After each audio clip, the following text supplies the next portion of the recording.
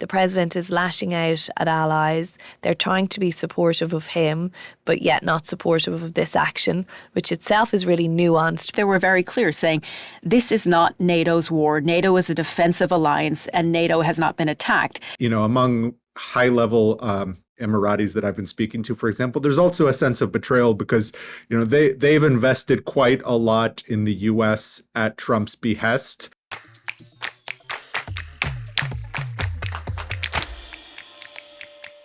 Great to see you guys again. Here we are, and we are still, I suppose, the US is a nation at war. And another really busy week for President Trump. I feel like there's been lots of twists and turns this week in particular. And it's been so interesting in particular to look at how President Trump has been talking about the U.S.'s allies. It's something that certainly has been the underpinning topic of all of our shows on our programs this week, and just where the U.S.'s allies see this war heading, how they see their partnership with the U.S. in relation to this conflict, and also just how much trust there is between the U.S. and its partners right now. And I think it's clear, this week has certainly made clear that trust is being strained. And I think it's a strained trust that has followed on the back of many challenges over the first year and a bit of this administration, hasn't it? Tariffs first shaking every partnership practically that the US had. And then when you get into the more traditional alliances with NATO, with the European member states, with the UK, very badly shook over the issues around Greenland and the threats that there were there as well. And then that first sort of trigger point around Venezuela and the deep dissatisfaction over international law questions that many allies had on that. And then you get to Iran and again those international law questions and just a fracturing on a relationship that was already pretty shaky. I think for NATO, it's in particular kind of come at a really bad time, at least from a domestic perspective in the U.S. It seemed like the NATO issue had kind of cooled off a bit after the deal about Greenland had been announced at Davos. But this kind of really brought it back to the fore. I mean, Donald Trump personally hadn't really spoken much about NATO, with the exception of Spain, since that happened until this Iran crisis happened. And it's clear, he doesn't think the NATO countries are doing enough when the U.S. needs them. I've been really interested to talk to a lot of NATO experts over the course of the week, including the U.S. ambassador to NATO under the Biden administration, Julianne Smith. And to a T, they all say the points that you made, Katrina, that this relationship has been strained, not just by tariffs, but particularly by President Trump threatening to take over Greenland by force, and just the way that he has talked also about NATO contributions to the U.S. war in Afghanistan and degraded those contributions by saying that NATO countries have never come to the help of the U.S. when it's needed, which of course is not the case. And NATO allies lost many troops in that war as well.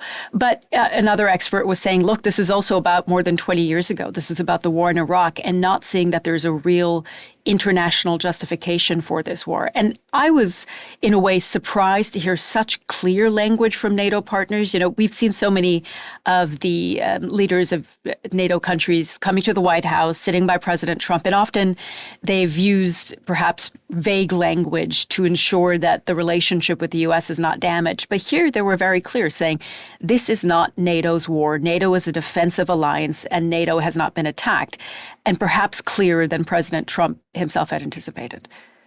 Yeah, that's a point that's been made to me repeatedly as well, is this question of, does President Trump understand actually what the point of NATO is the way it's been phrased to me. Because it's a defensive alliance. If you're attacked, you ask us for help, we come to your aid. We're not there to sort of join forces and be, kind of the guys coming over the hill to back you up when you have selected an attack yourself, when it's a war of choice, is the term people are using about this war in Iran, or as the president started calling it this week, a small excursion into Iran that would be over soon, which is not the view of the situation from many other countries. And I should have added to my list there earlier as well of what has fractured that relationship and put it into a tense place is Ukraine as well. And I've had that said to me so many times in the last couple of weeks as well, that now that the president is all in on Iran, trying to figure out the next gameplay there, what does that mean for Ukraine? The focus definitely has gone off Ukraine, and there was already a sense that the US was stepping back, wasn't there, from helping out in Ukraine or being there to the same extent. We even heard the president talk about that this week when he had the Taoiseach, the Prime Minister of Ireland, in the Oval Office, and saying, we used to give a lot of money to Ukraine. We don't do that anymore. We make them buy our weapons instead. I think the overwhelming sentiment is that among NATO allies that if they weren't consulted about the war starting, why should they jump in now? I think it becomes much more complicated because we've seen in at least a few instances, Turkey, a NATO ally, kind of catch strays from the war in Iran. And of course, there's global shipping implications. I mean, a lot of countries in Europe also need the Strait of Hormuz to be open, but then it becomes a very militarily expensive proposition for them to help secure them. France also lost a soldier so far in this conflict.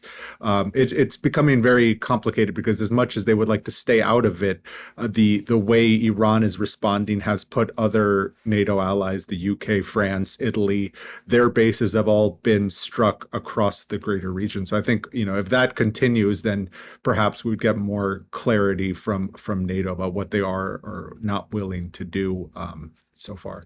I thought it was pretty interesting to hear the German Defense Minister, Boris Pistorius, say, it's not only not our war, but what are a couple of European ships going to do against a powerful American Navy, in comparison, rather, to the powerful American Navy? Perhaps a message that was directed directly to Donald Trump, knowing that is language he might like to hear. But at the same time, I put that point about Ukraine to Julianne Smith. There are some commentators who have said, look, if NATO says this is not our war, clearly President Trump can say Ukraine is not our war either. Ukraine is not a NATO ally. But until now, and what Julianne Smith said to me is that despite that, the U.S. was the biggest supporter of Ukraine during the Biden administration, as we know. President Trump ran on a campaign to end that type of support and to end the constant U.S. funding of Ukraine's defense. I think for European countries, and we actually heard President Zelensky speaking to the BBC this week saying European countries and, of course, Ukraine are really worried about how this entire war might be used by Vladimir Putin, of course, to take advantage of the situation. But President Trump clearly is solely focused on the war in Iran at the moment. We did hear the president make that point or along those lines himself again earlier in the week, that exact thing of, well, Ukraine wasn't my war, but I still came to help. And the other interesting point is, President Zelensky has been speaking a lot about how they are helping out with their drone technology. I mean, Ukraine is now, and it's had to become one of the leaders in how to take out attack drones coming onto your territory, and it's providing a lot of that interception intelligence and the actual physical interceptors as well to some of the Gulf states who are now finding themselves under attack from Iranian drones. So that's another point where, it often strikes me as a sort of nerdy student of international relations how everything is interconnected and tied up. And I think we're really seeing that in this situation where the president is lashing out at allies. They're trying to be supportive of him, but yet not supportive of this action, which itself is really nuanced because nobody wants to be on the position where they're somehow deemed to be pro-regime, pro-human rights abuses, pro-Iran having a massive nuclear weapon. But at the same time, they're trying to stand in the traditions of international legal norms where you don't just launch an attack on another country unless you're under attack yourself, which, again, we saw a lot of focus on that this week. We just haven't seen that evidence yet of Iran about to launch a strike on the US. This other argument coming through that maybe it was Israel putting pressure on the US to join in. I mean, we heard that from Marco Rubio. We heard it in several quarters this week as well. And I think that's what's making these relationships even more tense, is there isn't a clear plan, there isn't a clear reason. It's hard for people to agree with or stand against something when they don't know exactly what that something is. The Trump administration clearly sees this in a kind of binary sense, as the Bush administration did in Iraq, that you're either with us or against us. He hasn't been receptive at all to statements from Germany, for example, that there's no love for the Iranian regime in many European capitals, and many of them have had to deal with Iran-linked security issues in the past. I mean, going on from the 80s to now. But President Trump doesn't want to hear, that they are against the regime, but don't want to do anything to help fight it. It's either you're joining or you're kind of impeding this and thereby harming your relationship with the U.S. as well as the global economy. I've been surprised to see just the level of irritation and frustration that President Trump has had with the UK in particular, and with the Prime Minister, Sir Keir Starmer. A few times now he said this is not Winston Churchill we're dealing with. He's criticized the fact that Sir Keir Starmer said he had to talk to his team about joining the efforts, and he said, essentially, you don't need to talk to your team. You are the Prime Minister. And he's continued to really bash the UK through this entire really last 2 weeks or so, even though the metrics have been changing, as first saying that we don't want your help anymore because the war's already been won. But why would you send ships when it's too late? So despite what the UK has been trying to tell the Trump administration, which is that they have been aiding in defensive positions, it doesn't seem to be resonating at all with President Trump. I think part of that is also just kind of the affinity that President Trump has had in both his terms with the UK. I think there's kind of a genuine sense of betrayal in the White House. Last week, he said, for example, that he always considered the UK the Rolls-Royce of allies, which, kind of implied that he assumed that no matter what the scenario, the UK would jump in and help the US. I think, there's been a lot of tension building since the issue of Diego Garcia and the Chagos Islands. We've been speaking about them for quite some time now. He was already irritated with the UK when this conflict began, and I think it really just kind of solidified his opinion of Prime Minister Starmer. And one wonders really how that can be repaired. But I thought it was interesting also, Finland's president, when the BBC asked him if he had any advice for Starmer, he said relationships with Trump oscillate and don't take anything personal. And I think, that's something that probably a lot of people in the UK government are counseling the prime minister as well. I think as well, any time that President Trump criticizes Sir Keir Starmer, he always says, he's a really nice guy. I do like him. So I don't think all is lost there at all. I think the president is just, quite annoyed, notwithstanding that he says we don't need the help. But when we asked for help, we didn't get it. But we don't need the help. We can do this ourselves anyway. And, again, the Taoiseach sitting beside the president on Tuesday when he launched that attack on Sir Keir Starmer, rushing to defend him. I mean, decades ago, that concept would just been mind-boggling that an Irish leader would be jumping in to defend a British Prime Minister. But he did, and he made the point to the president, you guys get on really well. You will get on really well again. There's been issues between Europe and the US in this past year, but we've managed to figure them out as they did on tariffs, although that's not at a sort of satisfactory place to anyone's liking, but it is at a place of compromise right now, and that, we'll work this out. So I think despite all the sort of harsh language, it doesn't feel as nasty as it did around the time of Davos. Remember all those speeches, and the language was really quite harsh and quite angry. Whereas this is more the president has a specific ask and he's not getting what he wants. And he's sort of, the administration is listing a little bit, it feels like, in terms of what do they do next. They've had these tremendous military successes in Iran. But from a strategy point of view, have they achieved what they set out to do?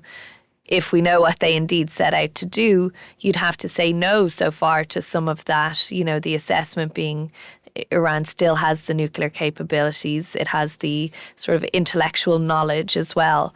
And how do you get rid of that? And how do you get rid of that without sending in US ground troops, which is the thing, as we all know, and we've discussed so many times, that the president has really sworn not to do. You get the sense, besides the fact that the U.S. military has been incredibly successful in degrading pretty heavily Iran's military capabilities, that President Trump is really looking around and saying, who are our friends right now? Who can we actually rely on? Now, some of those friends would say, you haven't exactly treated this like a friendship, if we go back to the point of tariffs in Greenland and so on and so forth. But I found the op-ed that the Oman foreign minister wrote in The Economist really, really enlightening. If you remember, he delivered that fascinating interview just before the war started. He laid out on the table what were private negotiations that had been led between the U.S. and Iran in indirect talks. And we know Oman was mediating that. And after the assault began by the U.S. and Israel, he put out in social media that he was dismayed. He felt that there really had been real progress in the negotiations. And he had written, I wrote it down, he said, the question for friends of America is simple. What can we do to extricate the superpower from this unwanted entanglement? First of all, America's friends have a responsibility to tell the truth. That begins with the fact that there are two parties to this war who have nothing to gain from it. I found that fascinating because this is, of course, Oman being one of the countries that has really worked to mediate between the U.S. and Iran and is hoping to do so if there's supposed to be some sort of off-ramp, as you've said, some sort of strategy forward, and recognizing that it doesn't appear that either side has understood that this war is not in their interest. You see, I think I think President Trump, from what the comments that he's made, he thinks the world has everything to gain by putting Iran sort of out of commission on any nuclear or military capability. You know, we keep hearing him say the world should be grateful I did this. The world, not just individual countries, but everybody. And I think Oman and the Gulf states are particularly interesting because many of them have had a very contentious relationship with Iran as well. And because they're disciplining, at least, I mean, their messaging, at least publicly, is so disciplined, it's hard to tell about internal debates in those countries. But I've noticed I kind of keeping track of the UAE and Qatar and Saudi Arabia, there's at least kind of what might be the beginning of a discussion, a public discussion about whether the U.S. security umbrella that they've relied on for decades now, what that's actually gotten them. They were not a party to this war until Iran made them one. But they many people in that part of the world very clearly see this as they were dragged into this by Iran, the U.S., and Israel. So they're really starting to rethink what those partnerships mean. And another thing about the Gulf, I think, among high-level Emiratis that I've been speaking to, for example, there's also a sense of betrayal because, they've invested quite a lot in the U.S. at Trump's behest.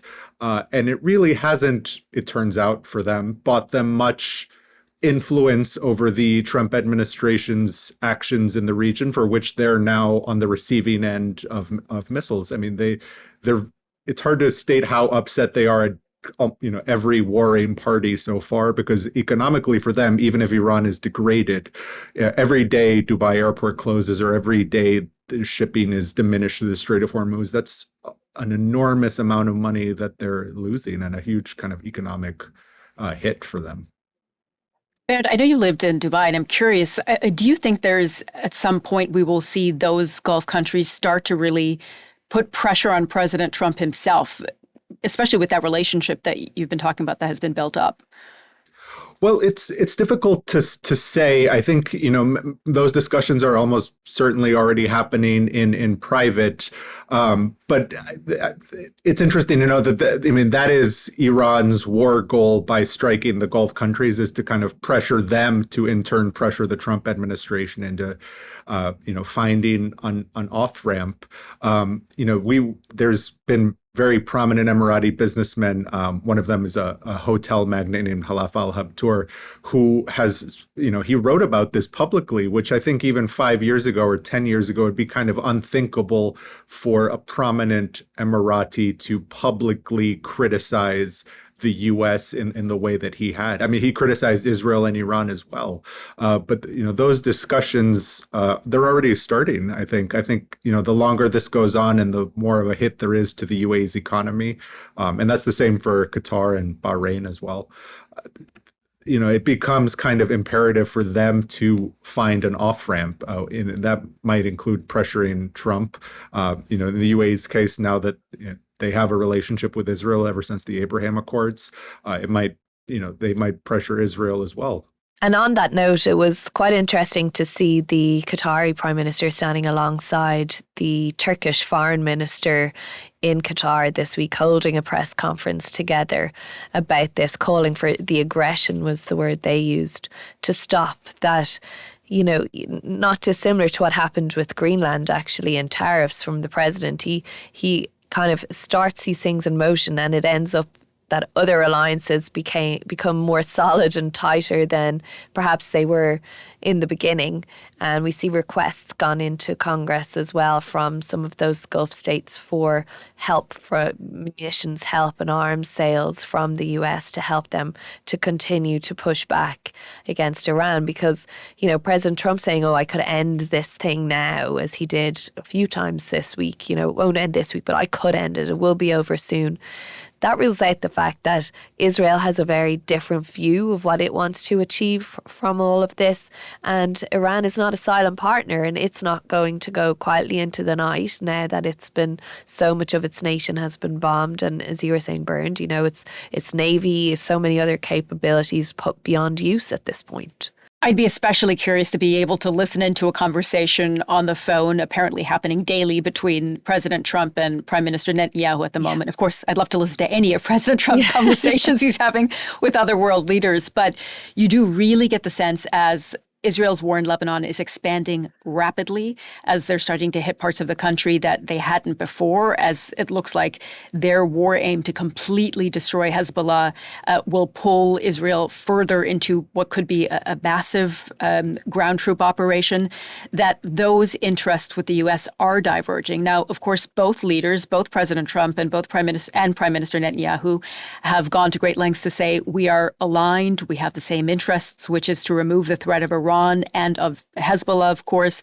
But beyond that, when the war ends and how it ends, it's going to be hard for President Trump to dictate that with Israel not seeing its war aims achieved. At the same time, there's been kind of hints of frustration from President Trump about Israel hitting the gas facility in Iran, for example. And I think for Israel, kind of the longer term risk, because now there's public discussion in the United States about whether or not Israel kind of pushed the U.S. to war. I think especially after Joe Kent, the director of the Counterterrorism Center, came out and said this quite explicitly in his interview with Tucker Carlson, that is reflective of a certain worldview within a part of the MAGA base. And I think over time, that's a huge concern to the Israelis, that, perhaps there's frustration with how tied the U.S. is with Israel. And, importantly, that's something that parts of the American left and parts of the American right kind of agree on. So there seems to be some sort of momentum building there. So I think that's kind of a long-term challenge to U.S.-Israeli relations. And it'll also be interesting to watch, of course, how the U.S.'s partnerships in the Indo-Pacific with Asian countries play out. As we know, as we've been covering in the BBC, they are massively impacted by the Strait of Hormuz being all but closed, as they get a good portion of their oil from there. And President Trump continues to hold that up, not only to Asian countries, but to your point, Katrina, the rest of the world, saying, you need to help us secure this strait because you yourself are going to lose if you don't.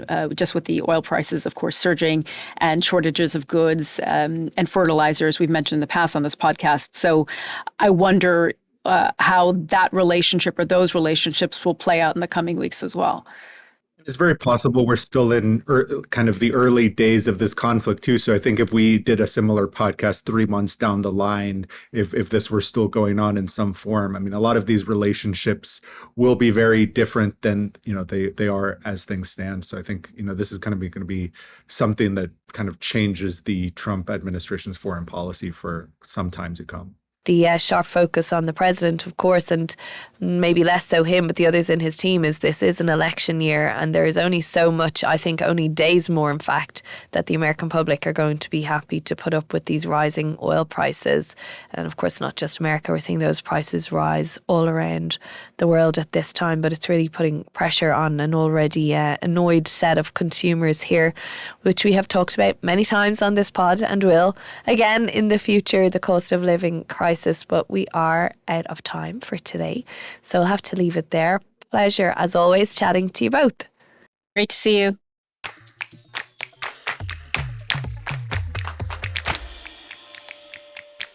If you enjoyed this episode of The President's Path, then like and subscribe to our YouTube channel.